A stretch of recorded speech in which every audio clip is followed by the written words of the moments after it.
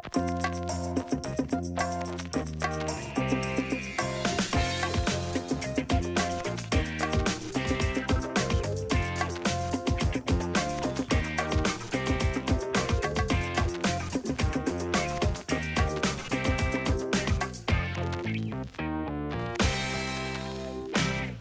morning, everyone. Welcome to Creative Mornings, Oakland. Happy 2 years, Oakland.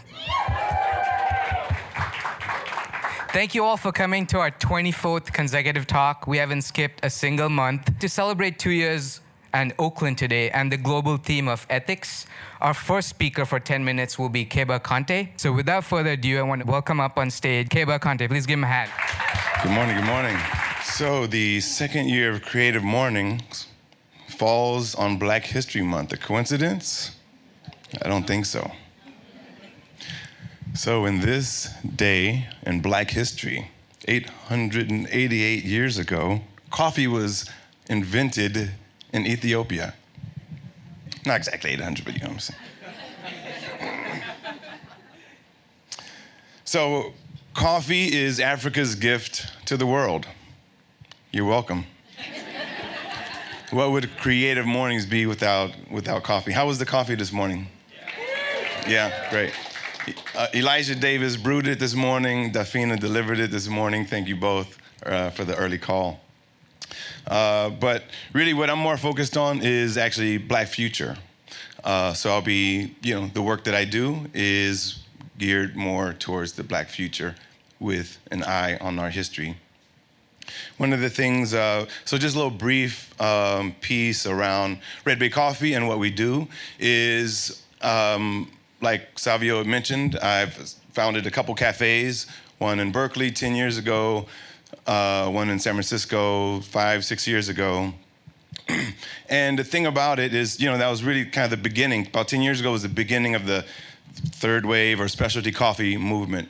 And so in this last sort of 5, 6, 7, 8 years, what I noticed missing, what there was really excellent coffee. People really focused on producing great coffee, doing great ethics at origin.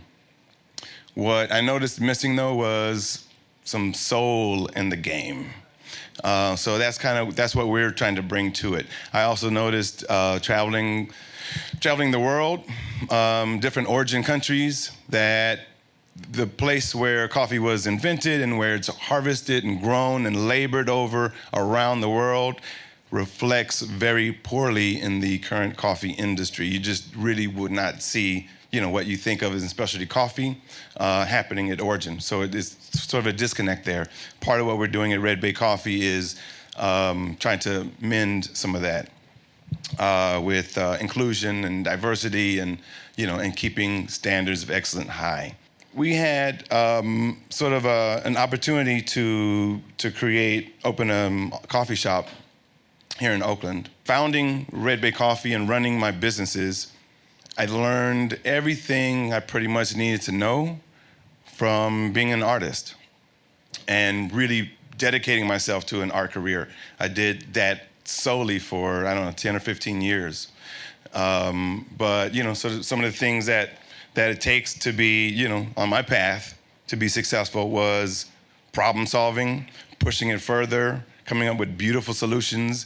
You can make some clever artwork, but it still needs to be beautiful.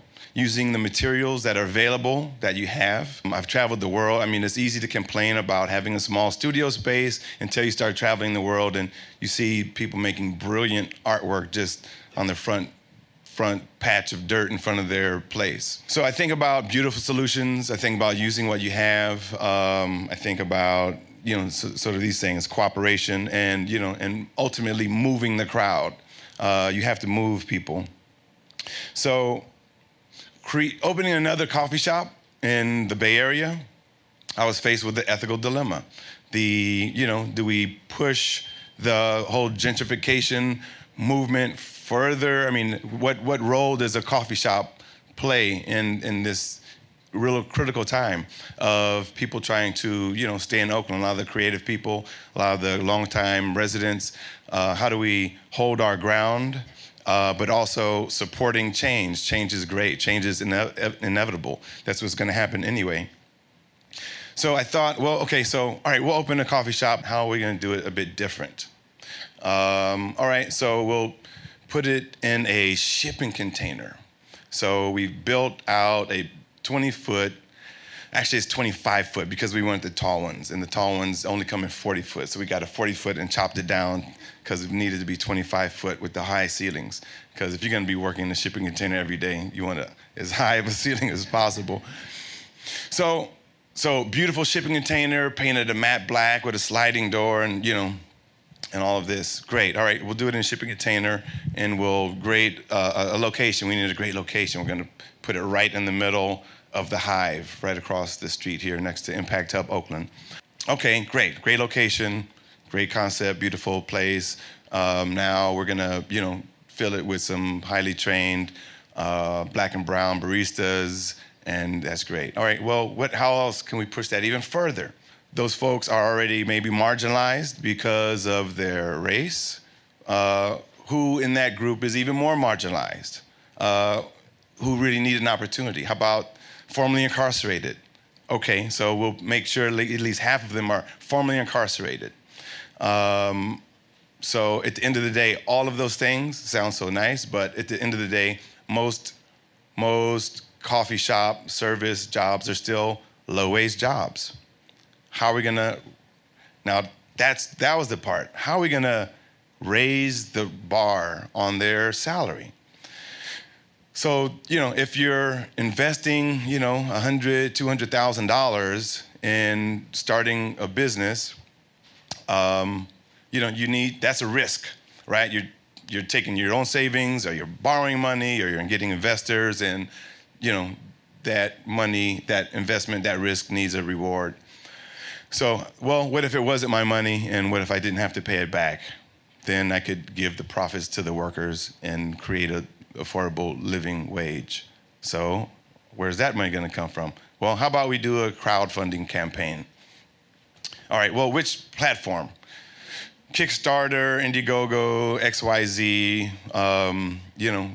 and then I was thinking, well, we'll create our own platform on our own website. Why give those people the money, and we'll try to generate the traffic and make our own damn thing, right? Because at the end of the day, you still have to bother everybody and have them channel them somewhere. Ultimately, I scrapped that idea and went with the Kickstarter for two reasons. One, what scares most people is really the I thought would be the best part of it, which is if you don't raise every dollar of it, you don't get any of it, which is gonna, which I knew at the end when we got close, that was gonna push people to contribute more. But we needed a lot of money to do this. I wanted to do 100,000. I can't remember my original, it was at least 100,000. People were like, don't do it. There's no way you're gonna raise that much. Just have a lower goal and try to overshoot it. So, really my trusted team who have done this before, 25,000, that's a good, but we need more money, or else how are we gonna get this? That's the whole concept. So 80,000, 8 is my magic number. I was born on the 8th day of the 8th month. So 80,000, still, the highest amount ever raised in the coffee segment in Kickstarter was $50,000. But still, I thought, all right, if we raise $80,000 to build this thing and we turn the profits over to the workers, what's not to love? People are gonna get behind this. Long story short, we made an awesome video. We got a lot of support. We raised $89,000, almost doubling the record of any Kickstarter campaign. So that's kind of where we are with that project. And we're training people up now. We've got 6 people and a manager, and all the parts are coming together really well. Concurrently, we're also building out our warehouse roasting facility in East Oakland. So for us, last year was really, so we just started Red Bay 25 months ago or something. So last year, we got a lot of traction, a lot of the work had paid off. We got some big accounts. We got Salesforce, Twitter, Dropbox, and a couple other ones. So that was a great year. This year, last week, we just signed a contract to handle Uber's coffee. So we're going to be doing Uber in San Francisco and Oakland. Thank you. That's big for us. So, we didn't really get here alone, but beyond the Kickstarter monies, we still had to raise quite a bit of capital. And we had, investors, Fund Good Jobs, Inner City Advisors. If you know them, they do really great work to support entrepreneurs. They contributed and they're kind of helping manage. So there's, and there's a big, there's a bigger vision to what we're doing.